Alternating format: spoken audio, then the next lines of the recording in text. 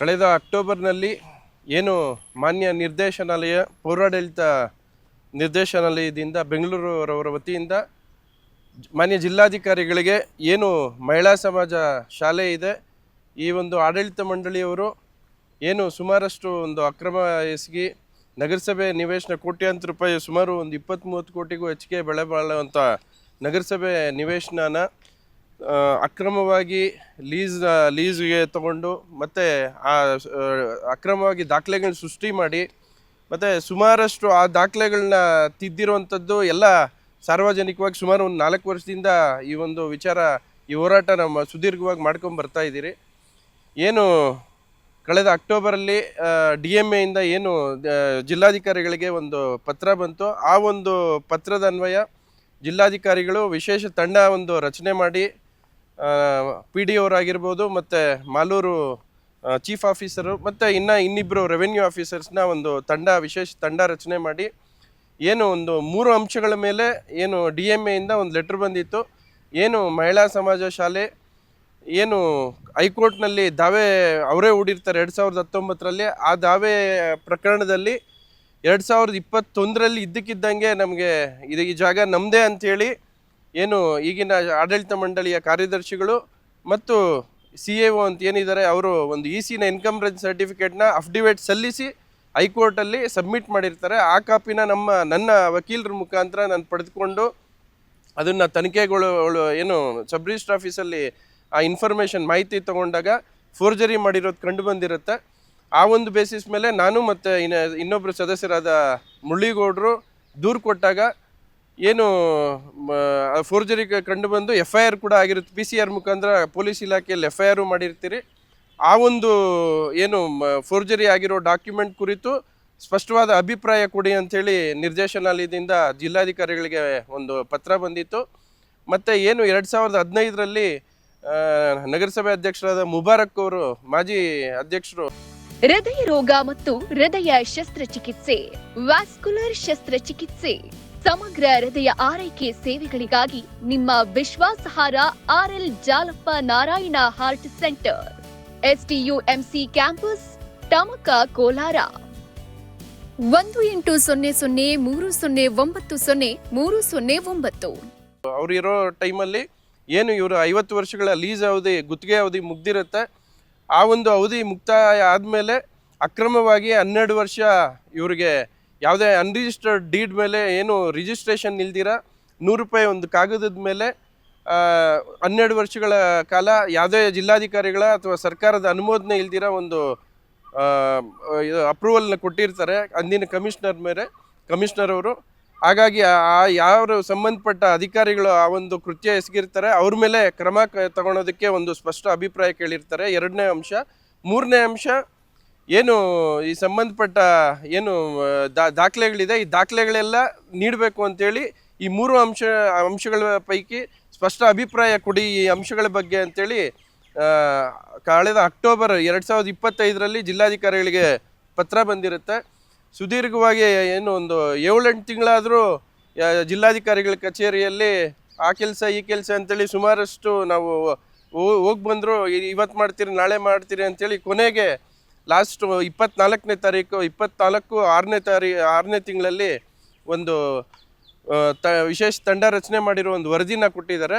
ಆ ವರದಿನ ನಾನು ಮೊನ್ನೆ ನಾನು ಒಂದು ಪತ್ರ ಬರೆದು ಅವರನ್ನು ಮಾಹಿತಿ ಪಡ್ಕೊಂಡಾಗ ಏನು ಸ್ಪಷ್ಟವಾಗಿ ಮೊದಲನೇ ಅಂಶ ಏನು ಫೋರ್ಜರಿ ಡಾಕ್ಯುಮೆಂಟ್ ಕ್ರಿಯೇಟ್ ಮಾಡಿದ್ದಾರೆ, ಡಾಕ್ಯುಮೆಂಟ್ ಕ್ರಿಯೇಟ್ ಮಾಡಿರೋದು ಸತ್ಯ. ಏನು ಫೋರ್ಜರಿ ಡಾಕ್ಯುಮೆಂಟ್ ಕ್ರಿಯೇಟ್ ಮಾಡಿದ್ದಾರೆ ಸಂಬಂಧಪಟ್ಟ ಆಡಳಿತ ಮಂಡಳಿಯವರು ಮತ್ತು ಸಬ್ ರಿಜಿಸ್ಟ್ರಾರ್ ಅವ್ರ ವಿರುದ್ಧ FIR ಮಾಡಬೇಕು ಅಂತೇಳಿ ಸ್ಪಷ್ಟವಾದ ಅಭಿಪ್ರಾಯನ ಜಿಲ್ಲಾಧಿಕಾರಿಗಳು ರವಾನೆ ಮಾಡಿದ್ದಾರೆ.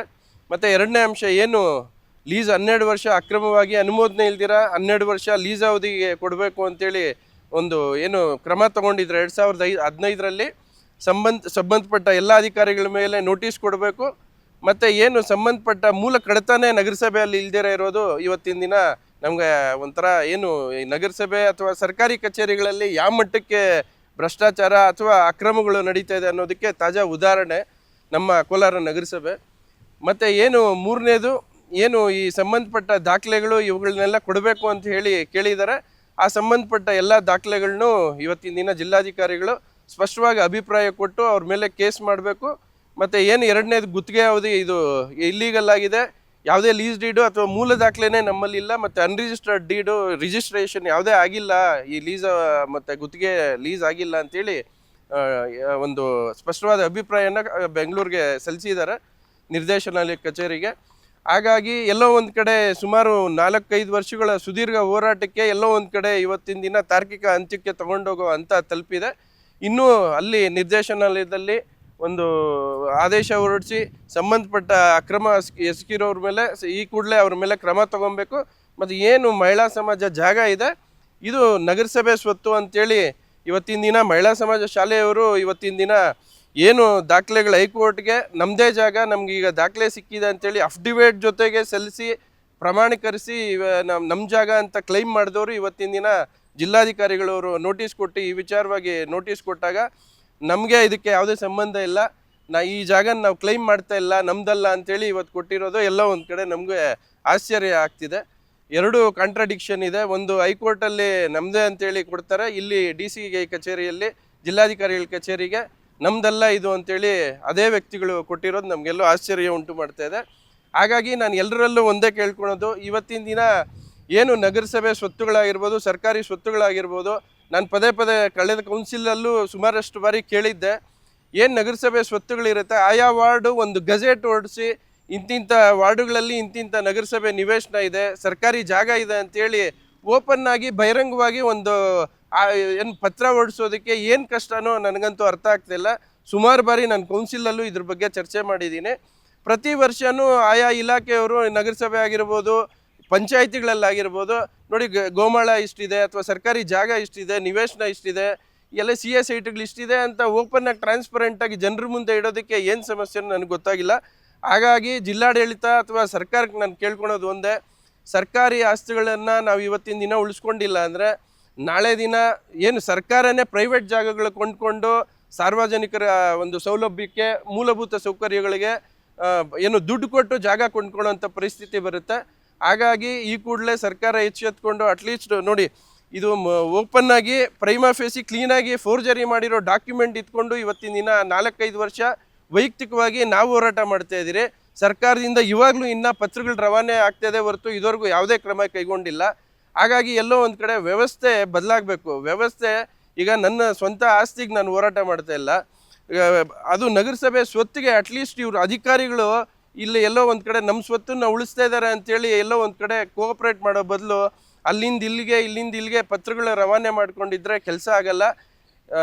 ಎಸ್ಪೆಷಲಿ ಏನು ನಗರಸಭೆ ಸ್ವತ್ತಾಗಿರ್ಬೋದು, ಸರ್ಕಾರಿ ಸ್ವತ್ತುಗಳಿಗೆ ಇಂಥಷ್ಟು ದಿನ ಅಂತ ಟೈಮ್ ಫ್ರೇಮ್ ಫಿಕ್ಸ್ ಮಾಡಿ ಇಮಿಡಿಯೇಟಾಗಿ ಯಾರು ಅಕ್ರಮ ಎಸಗಿರ್ತಾರೆ, ಫೋರ್ಜರಿ ಮಾಡಿರ್ತಾರೆ, ಯಾರು ಈ ಜಾಗಗಳನ್ನ ಕಬ್ಜಾ ಮಾಡೋದಕ್ಕೆ ಇದು ಮಾಡ್ತಾರೆ ಅಂಥವ್ರ ಮೇಲೆ ಒಂದು ಲಿಮಿಟೆಡ್ ಟೈಮ್ ಫ್ರೇಮಲ್ಲಿ ಅವ್ರ ಮೇಲೆ ಆ್ಯಕ್ಷನ್ ತೊಗೊಳ್ಳೋ ಅಂಥ ಒಂದು ಕಾನೂನು ಬರಬೇಕು. ಇಲ್ಲ ಅಂದರೆ ಏನು ಇವತ್ತಿನ ದಿನ ಅಕ್ರಮ ಎಸಗೋರಿಗೆ ಪೊಲೀಸ್ ಇಲಾಖೆಯಿಂದ ಹಿಡಿದು ಎಲ್ಲ ವ್ಯವಸ್ಥೆನೂ ಎಲ್ಲ ಒಂದು ಸಿಸ್ಟಮು ಅವ್ರಿಗೆ ಸಪೋರ್ಟ್ ಮಾಡುತ್ತೆ. ನಾವು ಎಲ್ಲ ಕರೆಕ್ಟಾಗಿದ್ದರೂ ಫೈಟ್ ಮಾಡೋದಕ್ಕೆ ನಮ್ಗೆ ಯಾವುದೇ ಆಗಲಿ ವ್ಯವಸ್ಥೆ, ಯಾವುದೇ ಇಲಾಖೆಯವರು ನಮ್ಗೆ ಸಪೋರ್ಟ್ ಮಾಡೋದಿಲ್ಲ ಅನ್ನೋದಕ್ಕೆ ಈ ಮಹಿಳಾ ಸಮಾಜ ಒಂದು ಹೋರಾಟನೇ ಉದಾಹರಣೆ. ಹಾಗಾಗಿ ಆದರೂ ಪರವಾಗಿಲ್ಲ, ಯಾವತ್ತೇ ಆಗಲಿ ಸತ್ಯ ಸ್ವಲ್ಪ ಲೇಟ್ ಆಗ್ಬೋದು, ಆದರೆ ಸತ್ಯಕ್ಕೆ ಯಾವತ್ತಿದ್ರೂ ಜಯ ಸಿಕ್ಕೇ ಸಿಗುತ್ತೆ.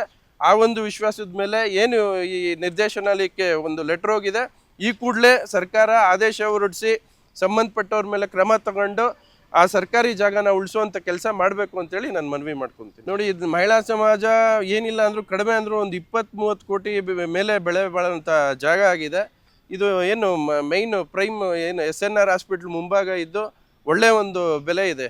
ನೋಡಿ, ಇದು ಇನ್ನೊಂದು ಏನು ಅಂದರೆ ನಮಗಿಲ್ಲಿ ಈ ವರದಿಯಲ್ಲಿ ಇನ್ನೊಂದು ವಿಷಯ ಬಹಿರಂಗ ಆಗಿರೋದೇನು ಅಂದರೆ 50 ವರ್ಷಗಳ ಕಾಲ ಲೀಸ್ ಅವಧಿಗೆ ತಗೊಂಡಿರೋದು ಇವರು ಬರೀ 80-40 ಅಡಿ ಮಾತ್ರ ತಗೊತಾರೆ. ಆದರೆ ಸುಮಾರು ಇಲ್ಲಿ ನಮಗೆ ಅರೌಂಡ್ ಒಂದು 16,000-18,000 ಸ್ಕ್ವೇರ್ ಫೀಟ್ ಜಾಗ ಇದೆ. ಅದರಲ್ಲಿ ಎಲ್ಲ ಅಕ್ರಮವಾಗಿ ಯಾವುದೇ ಪರ್ಮಿಷನ್ ಇಲ್ದಿರ ಬಿಲ್ಡಿಂಗ್ ಕಟ್ಕೊಂಡಿರೋದು ಈ ವರದಿಯಲ್ಲಿ ಬಹಿರಂಗ ಆಗಿದೆ. ಯಾವುದೇ ಬಿಲ್ಡಿಂಗ್ ಕಟ್ಟಿರೋದಕ್ಕೂ ಯಾವುದೇ ಪರ್ಮಿಷನ್ ತೊಗೊಂಡಿಲ್ಲ.